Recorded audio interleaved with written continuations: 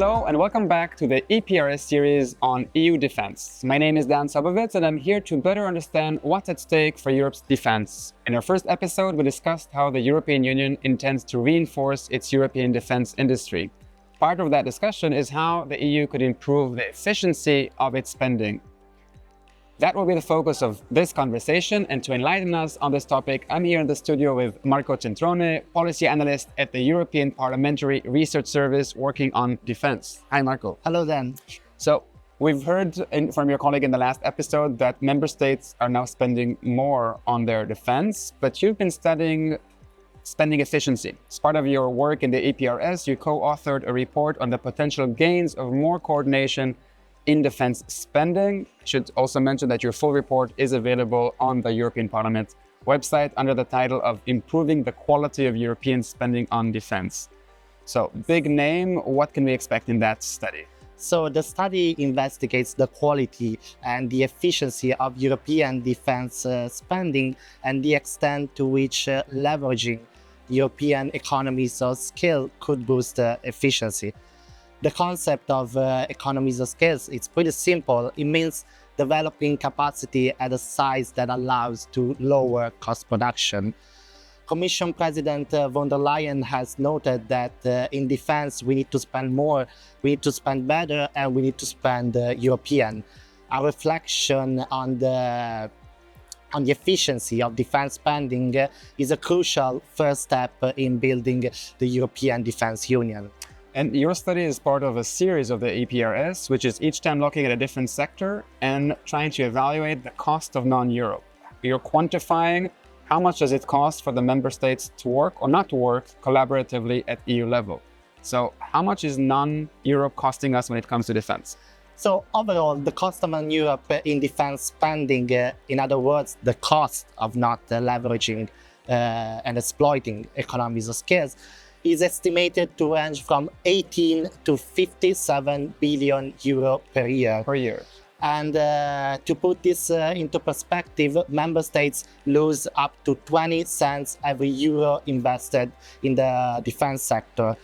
So in line with the political debate, our study analyzes the potential gains of deeper cooperation in defense in regards for different categories of spending, including military forces and strategic assets, defense equipment procurement, and research on emerging disruptive technologies. Huge potential gain for Europe to work in a more collaborative way in defense. Why is it not happening? What are the challenges of working in a more efficient way?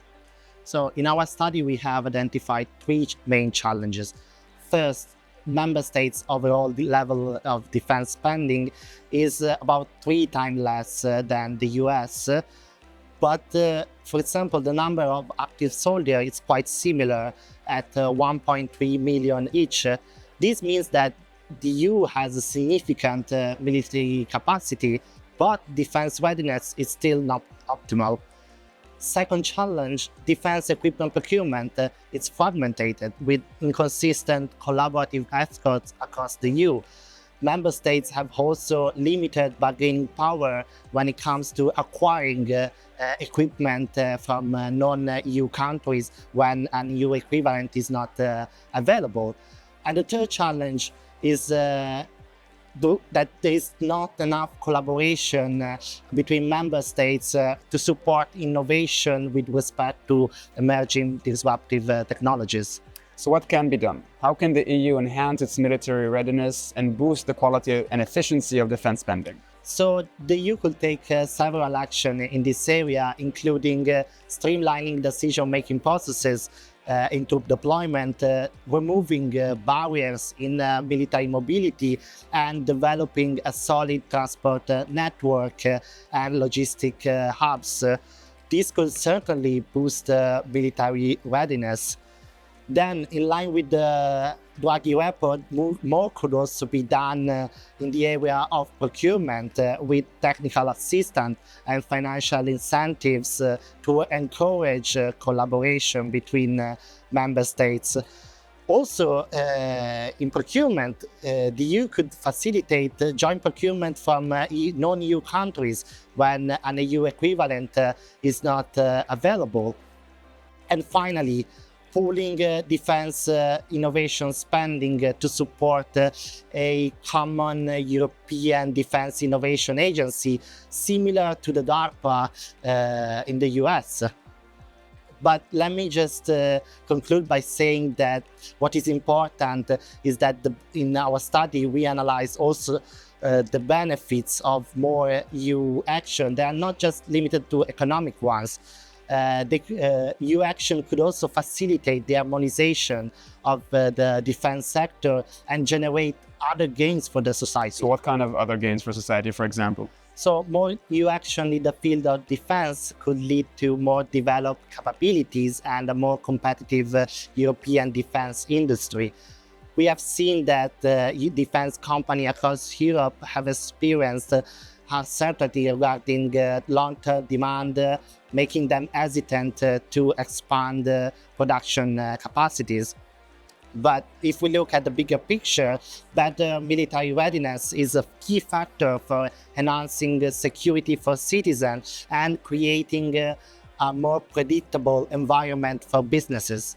Thank you, Marco, for presenting your study once again. Obviously, we could only touch the surface, but the full report is available on the website of the European Parliament.